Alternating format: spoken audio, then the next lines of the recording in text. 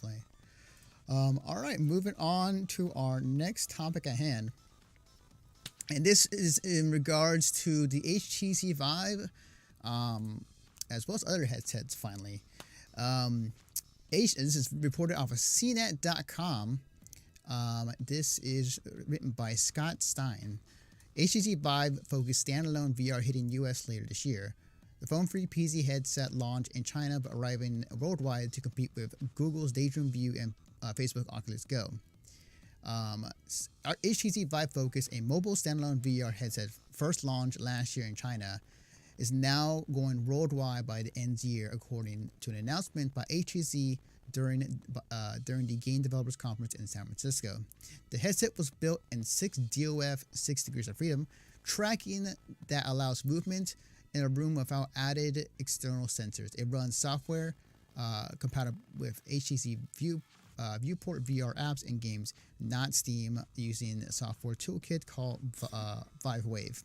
This will be the third standalone VR headset we'll see this year. Oculus Go, a $199 phone-free device from the makers of the Oculus Rift, is expected to arrive in May.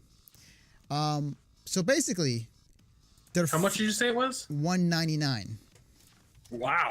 So the reason why I'm bringing this up is because finally, they are finally putting these VR headsets. Give me a second here. Let me see if that fixes it. Oh yeah, there you go. It fixes. Okay, cool, awesome, good to know. They are finally fixed. They're finally lowering down these prices. For you and I have talked about on the podcast before how that's what's arguably hurting the VR market is the ridiculous, like how much was the Vive? I think it was $500 or $600. No, the Vive was like $800. I thought the Oculus was $800 and the Vive was cheaper. No, the Oculus was cheaper. It was like around $500, $600. Yeah, the Vive is much more. Regardless, that's still expensive. $500 for just a headset. Like, yeah, VR is really cool. It's a lot of fun, but see, and I'm gonna throw this out here too. I'm gonna be that guy. Pardon me, burping. Burpcast. I'm gonna be that guy and say that like $200 is great. That's cheaper than what it has been, but you still need a pretty high-end computer to play the stuff. You still need to spend a pretty large amount to use a VR headset in general. Actually, this is all within this headset, the Oculus Go. Are they making it compatible on par with like what the PSVR does? So I would say I'm not quite sure, honestly. From what I've read and heard, the Oculus Go is a lesser version of the initial VR headset that they launched with, or the newest one. But it's actually going to be no wires. Like you don't have to have a completely like decked out PC to run it. It's all built within the headset, and you all have to do is connect the charger or the power plug to make sure it's charged, because the battery lasts about like for 2 hours. But if you want to like keep it on the charge, you can keep going playing the game, or playing whatever you want to do with it. So I mean, I'll say this. It's getting better. It's getting there. Yeah. It's getting to a point where I think it's more marketable. Mm-hmm. My concern, again, playing devil's advocate here, will it be too late? Will the interest in the market have declined significantly before its price has dropped enough? You know, like that sounds great. I love the wireless headset sort of thing. You still need to set up cameras in the corners of a giant room. Yeah, that's you true. Still need to have space. Yeah, you still need to have. True. You need to have a decent computer to play it. Like, if it's when you buy the PSVR and you have just a standard PS4, it even warns you like this thing is not up to snuff. Good luck. You have to have a PS4 Pro to really get everything out of that headset. and that's the low end version, Yeah. Yeah. It just, there's so much to VR that needs to get to more of a Bravelair. He says who would ever spend $800 on one item then has a kappa, so I know he's joking, but he's joking because there's an inside joke there. But anyway, I want VR to be more than what it is now. I want VR to get to the point that they want it to get to, where it's replacing consoles, it's replacing everything else. We're gonna just start watching all of our movies. Everyone's gonna be like, all right, family time, let's get together and watch these movies. And then you pop a VR headset on, everyone has like an avatar, and you're watching a fucking movie on like what seems like a big screen TV, or big, like a movie theater projector. Right. Like that's what I want VR to get to, but it's it's not there. B, to get there, it's going to take a lot more effort and time. Yeah. And my concern is there enough time for consumer interest to stay there while it's getting there? I think that consumer interest will still be there regardless, because this is something that was pined for back in in the 80s, and just like what the future was supposed to be going to happen, and something that people were talking about when this first was launched, with just a general idea about VR being a real thing. People were excited.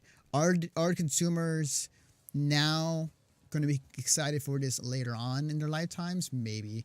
Are consumers that are younger that are going to be more excited when this thing is fully fleshed out? Absolutely.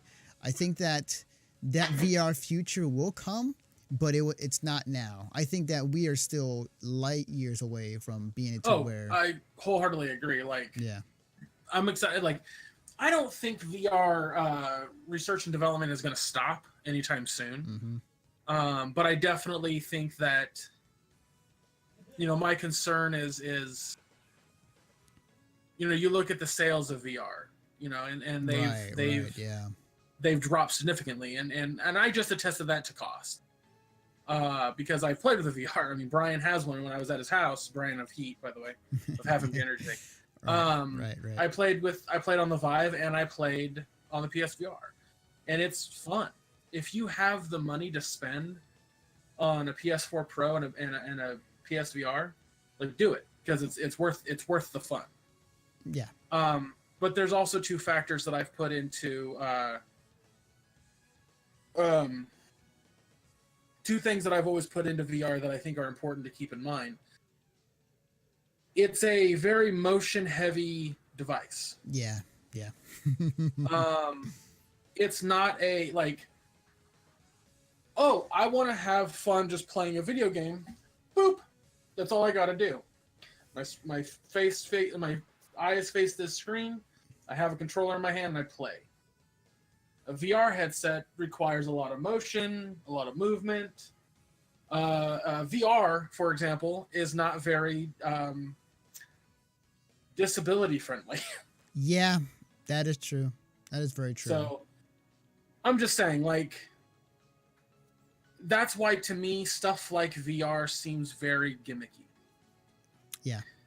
And I'm not against gimmicks. I'm just pointing out I don't ever think VR will become, quote unquote, the thing that everyone uses. We're never going to have a Ready Player One future. That's not going to happen. Yeah, not yet, not now. And it's funny too. It's funny you mention that, because that was the same thing that was talked about years ago when 3D TVs were a thing in the game industry, and some people in there were saying this is the wave of the future. This is the next evolution of gaming, and it turned out to be not to be.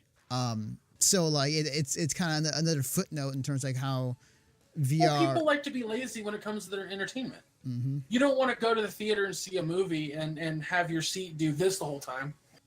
Right. Yeah. That's fun at the fucking at Magic Mountain when you go into those theaters. I'm in a submarine. This is really cool. Yeah, that's fun for 5 minutes. But when you're watching if I watch fucking all of Infinity War with that, I lose my mind. Yeah, Agreed. Like, entertainment to an extent is meant to be relaxing. There's nothing relaxing about fucking VR. Right. And I will say this one last thing before we move on to the next topic is that I think, and I said this over and over again, VR being used outside of the gaming space for educational, for training purposes, for everything else wise, I think it's awesome. Like, that's where VR really shines. But when it comes to the game industry and games, it's not anywhere I think it needs to be. There are a few examples that had made VR look awesome, Resident Evil 7, but we're not there at VR to the point where it's going to be consumer. It's getting cheaper. It's getting cheaper. I was going to say, even then in great games, great VR games like Resident Evil 7, you still have to take extended breaks. Yeah. Because it's just it's too much. Mm-hmm. So I don't know. Yeah, not yet. The future will come one day. Just not today.